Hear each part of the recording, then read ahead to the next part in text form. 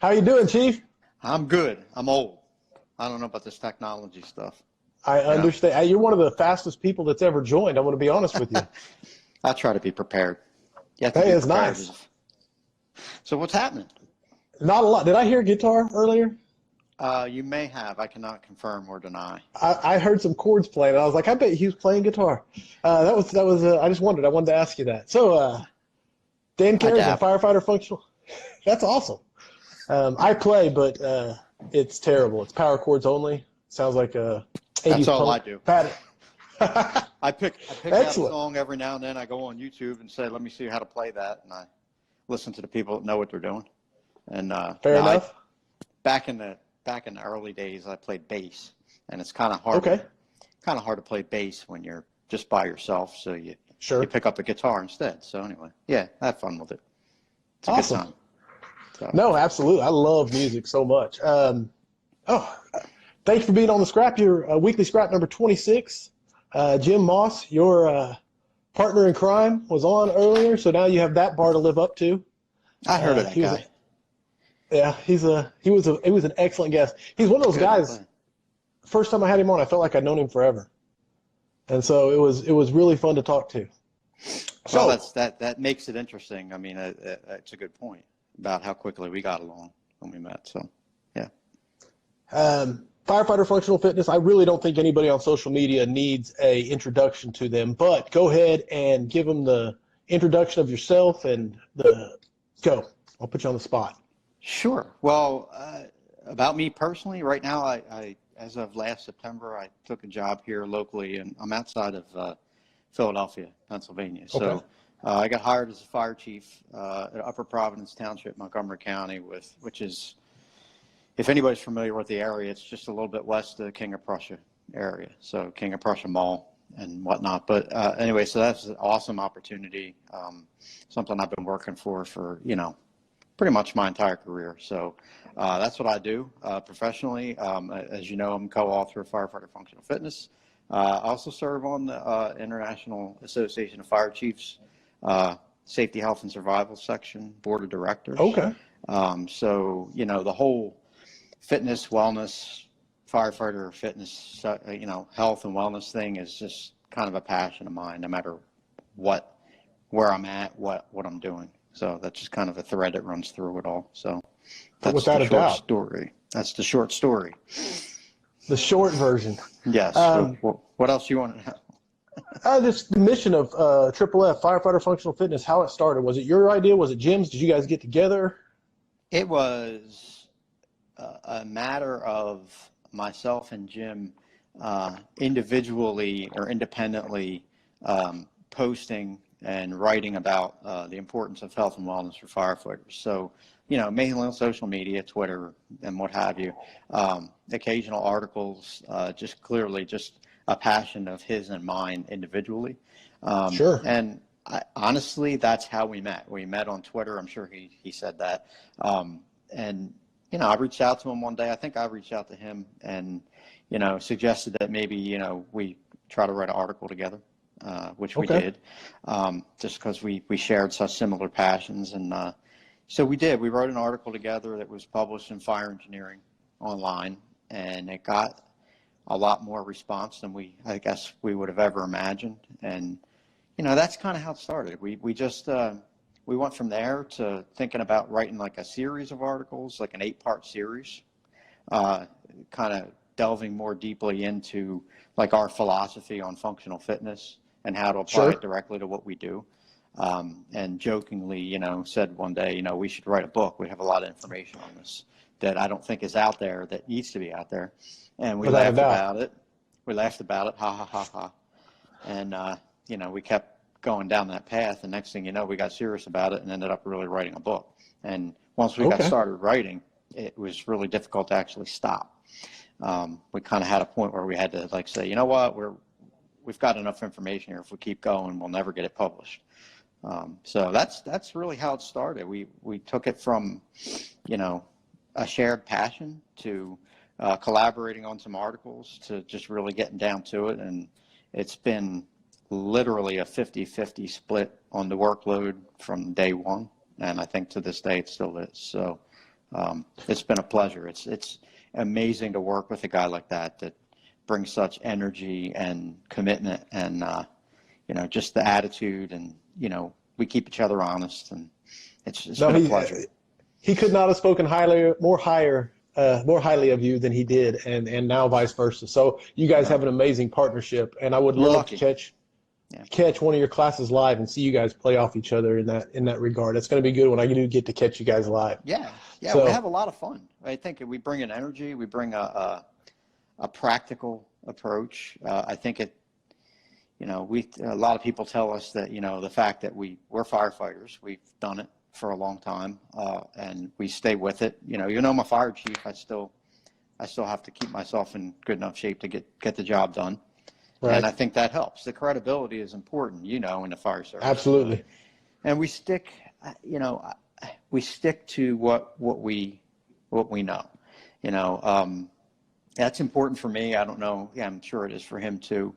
I can tell you that after almost 34 years in the fire service, I have some pretty strong opinions about things like tactics and the like. But I tend to just stay in my lane and keep that stuff to myself and just focus on, what people want from us. And I think that it's pretty clear that they want us to help them with their health and wellness, and that's what we do. So, I jokingly say that our job is to keep you alive so that you can argue about tactics. That's what our job is. I like it. No, that's fair. Yeah. I do want to, well, first of all, congratulations on your book, #1 firefighter book on Amazon. Very, very proud of that. You got to be, and well deserved.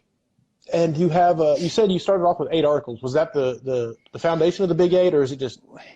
Yeah. So we actually, believe it or not, we actually didn't actually write those articles. That actually was what prompted us to talk seriously about the book.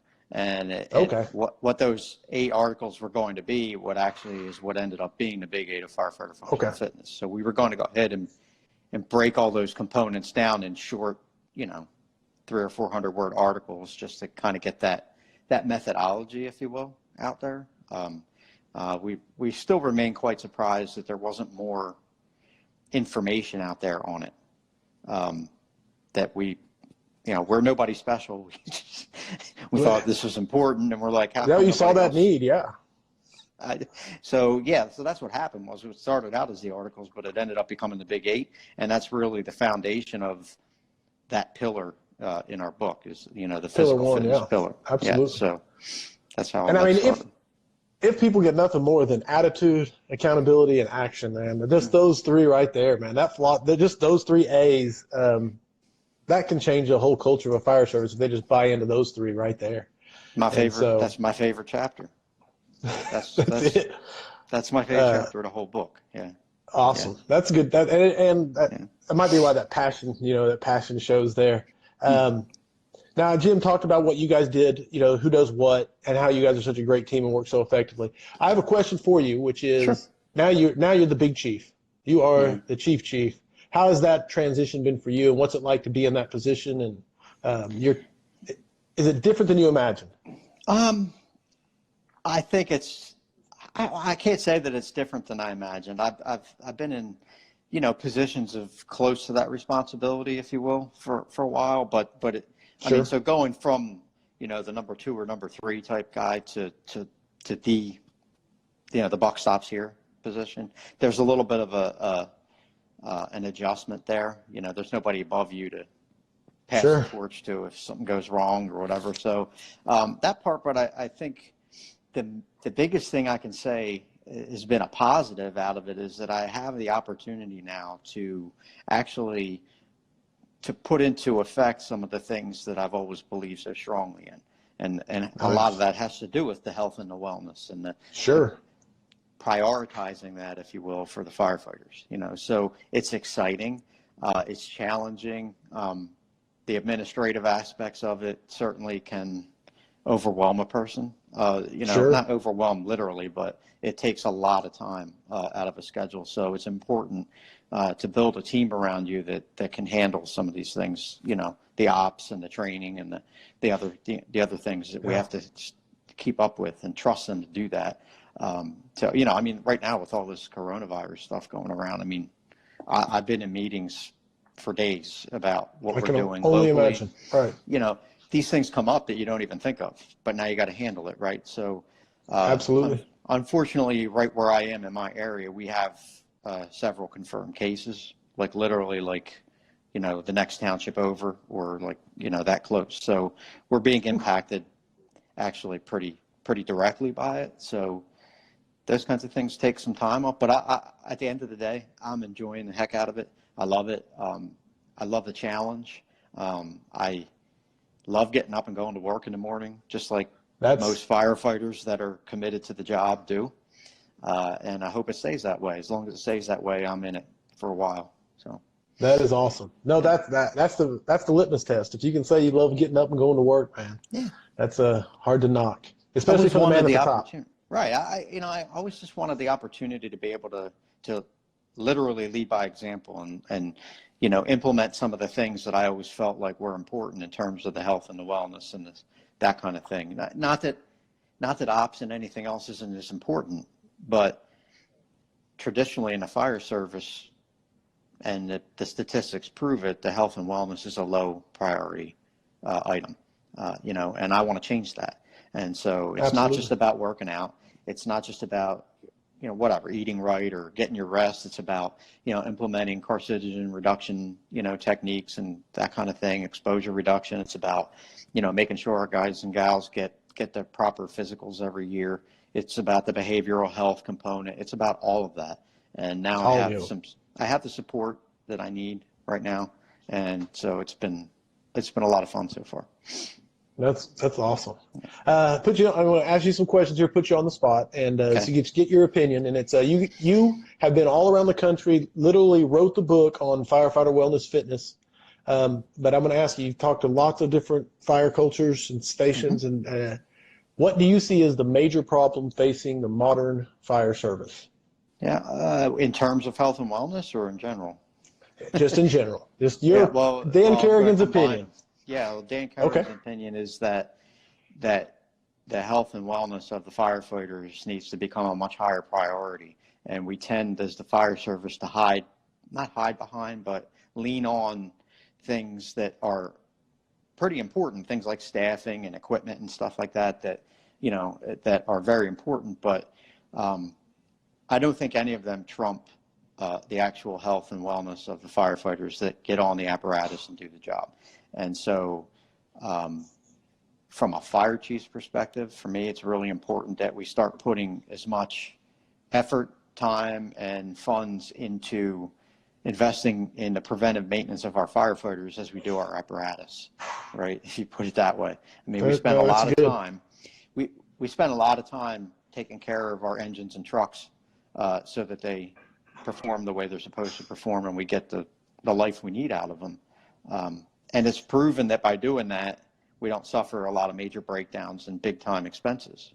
The same thing goes for us, as human beings. Like, the more effort we put into preventive maintenance, i.e., fitness, nutrition, behavioral health, annual medical evaluations, the more effort we put into that, the more better off we're going to be in the long run in terms of taking care of our people and keeping the costs down. Like, as a fire chief, that's what you hear. I just can't afford it. It's expensive to get. Well, there's grants. There's other things that you can do, right? So that's kind of my take on it. I think there's certainly some other pretty wicked problems out there, but for me, that's the number one. Maybe I'm a little biased, but that's number one. I mean, if we don't have healthy firefighters, what do we have? Absolutely. No, yeah, you're spot. I can't argue with that. It's hard to argue with that. Now, do you believe? Obviously, you're big on prevention or preventive measures and proactive. Basically, is what I'm hearing. What you're saying, especially when it comes to the physical fitness and mental well-being, and of course, like you say, carcinogenic, all that reduction and exposure protection. Now, my next question, same one I asked Jim, is like, does anyone actually try to argue with you guys that fitness is not important to this job? And two-part question, what is the worst excuse you've heard? So I cannot say that anybody has actually blatantly come to me and uttered those words, that fitness is not important to the job. So we're good there. I think most of the people that aren't doing it. A lot of them just simply know they need to do it, but either don't feel like they have the support from the department or just simply don't know what to do. And that's what we try to teach people. We'll also emphasize that it doesn't matter if your department supports you or not. It's still your responsibility as an individual firefighter, right? You know, when you swore that oath. So, you know, no, I can't say that somebody else just come up to me and say, no, this isn't important, and try to prove that to me. But I do hear the excuses. I mean, excuses, they vary from, you know, I don't have time, or, you know, that's, you know, I get in shape by, you know, fighting the fires that we fight. We're busy. We have a lot of, you know, or, you know, my department doesn't allow us to train on duty, or whatever. You hear all those little excuses, but none of those are valid in my book. There aren't any valid excuses. I mean, I've heard some pretty bad ones from fire chiefs that tend to, I think, want to avoid the issue and put their heads in the sand because they're, you know, I tell you, let's be honest, like in the volunteer fire service, there's a huge issue right now with volunteers, right?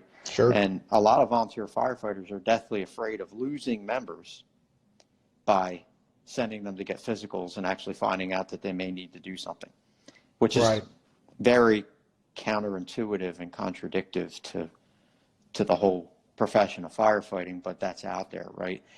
So yeah, it's an obstacle. There are a lot of obstacles on the organizational level and on the individual level. You know, there's certainly labor management issues depending on the attitude and the support that you get from the fire chiefs. You know, you might have an adversarial relationship between labor and management where it really should be a collaborative one. So I think every situation is different, and we try to talk to those folks and help them with their issue, rather than just grouping it all into one big pot and saying this is what you need to do. We teach a class that speaks directly to creating a culture of firefighter wellness and fitness in the fire service that takes it up to more of an organizational level, if you will. It's not about this is how you do this exercise or this is what you should eat. It's about overcoming those barriers and obstacles that you may be facing. So it's a great class. We'll actually be doing it again at FDIC again in April, and it spurs a lot of really good conversation, a lot of good I can imagine. back and forth. Yeah. What it also does is it promotes people in the audience sharing success stories about how they were able to overcome those things. So in some cases, I've seen the attendees basically talk to each other and help each other, and we just we almost go into a moderation mode and say, here, you. And that's a great class to sit in when that happens. Yes. Right. So, yeah. That's awesome.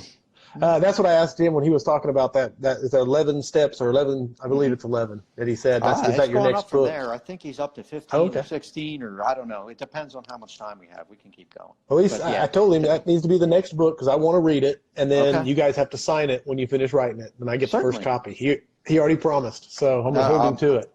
I'm happy to do that. He hasn't told me that we were writing another book yet, but I guess. I'm kind of spurring it. I'm kind of spurring it through this the weekly scrap because I really do want to read that book, and that's what so there's just like the need for the firefighter functional fitness book. You know, there was that empty hole that you guys stepped in and filled. I think that same hole exists for that cultural wellness and how to build it. And so, but anyway, that's just soapbox in there. Okay. Thank you. Advice to someone who wants, well, I guess that's your whole class, who wants to get a fitness program going at their department. What's your couple steps? I don't want you to give your whole class away. Yeah. I think for my money, I think what the mindset is always the most important thing. So the fact that an administration maybe doesn't support something like that or can't fund it or whatever is excuse is a tough word, but it kind of is, right? Because, you know, if we break it down to the most simple terms, all you really need is a body and you can exercise, right? All you need is a few resources, such as the ones that are in our book, to learn how to hydrate better and to learn how to address your nutrition. Now, we're certainly not nutrition experts. We provide sort of our philosophy on how that should work. You know, food is fuel, basically. Like, it's pretty simple. Get the right food, eat the right foods in the right amounts from the right sources. That's it. There you go. That's hard to Don't, argue with. we're not big on fad diets and stuff like that. But I think what you really need to do is you need to develop what we call them as champions of firefighter health and wellness, in your fire service. If that's you, then it's a grassroots effort. It starts with you and maybe a couple other firefighters it could be something as simple as, doing a half-hour workout on duty in the engine bay and letting everybody else see you do that and ask the questions and developing that grassroots buy-in, if you will, and go from there, right? And literally. It is literally an individual effort. The book is written in a manner that speaks to the individual firefighter, because we know that there's probably never going to be a national mandate on fitness, wellness, or whatever that anybody's going to be able to require. So our approach was, well, we're just going to talk to you and we're going to tell you how to do it. And if you follow the principles in the book, we'll pretty much guarantee you success, right? If you follow the principles in the book, we'll guarantee you that you'll improve. And that's how we should approach it at an individual level. Of course, it helps fire departments. It helps, we've trained many fire departments that have peer fitness trainers. We give them recertification credits and all that because we're qualified to do that. But at the end of the day, it comes down to the individual firefighter, their mindset, their attitude, their willingness to set an example, of fitness and wellness individually. That's my take on it. Just being the change they want to see, modeling it with that attitude, accountability, and action, right? John Sparrow, right? So tell us every day, right? What does John Sparrow say? I know you've talked to him, right?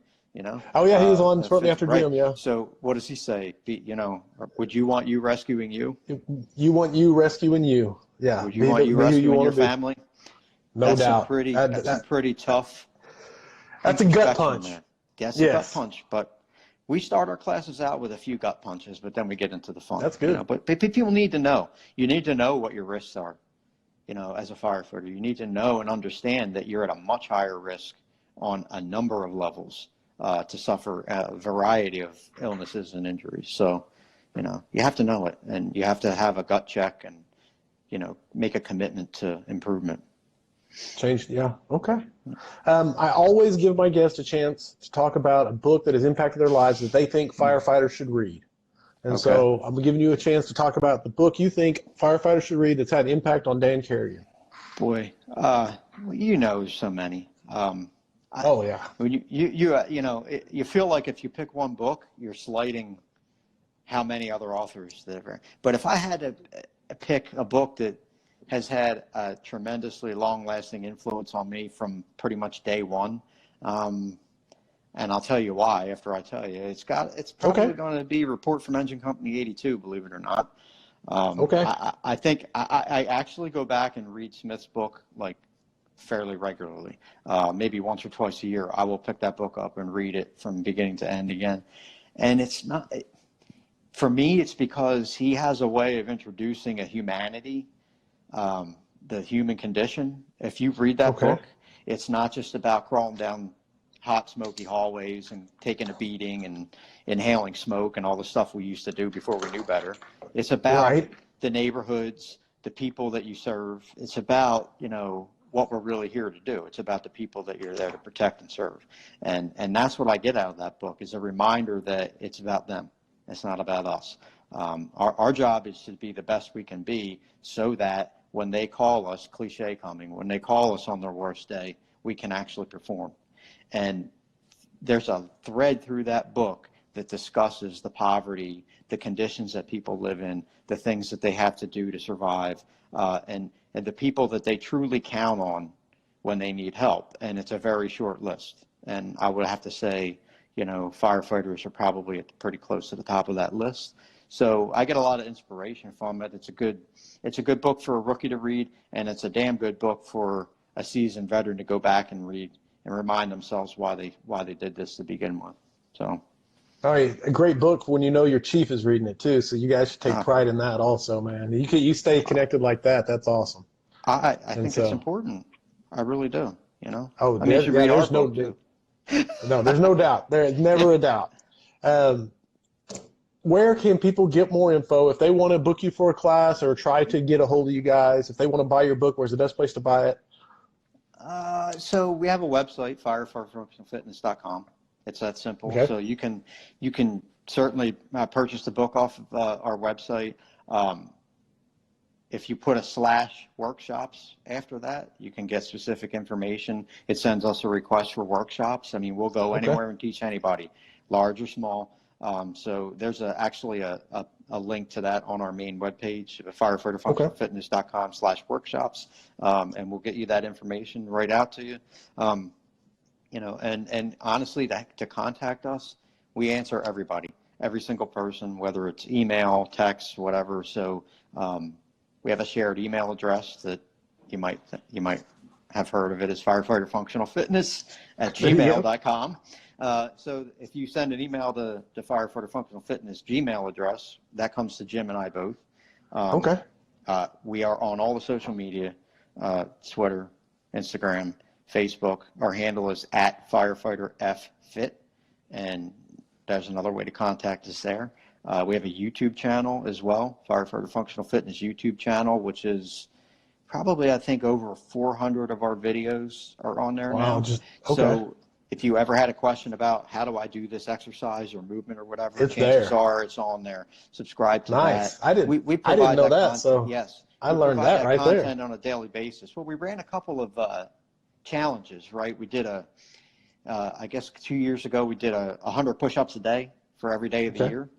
Yeah, and I so remember we did a different push-up variation every day of the year. A lot of those videos are on there. Then this past year, we did 100 reps a day, and we picked literally a different exercise for every day. Every day. 65 days.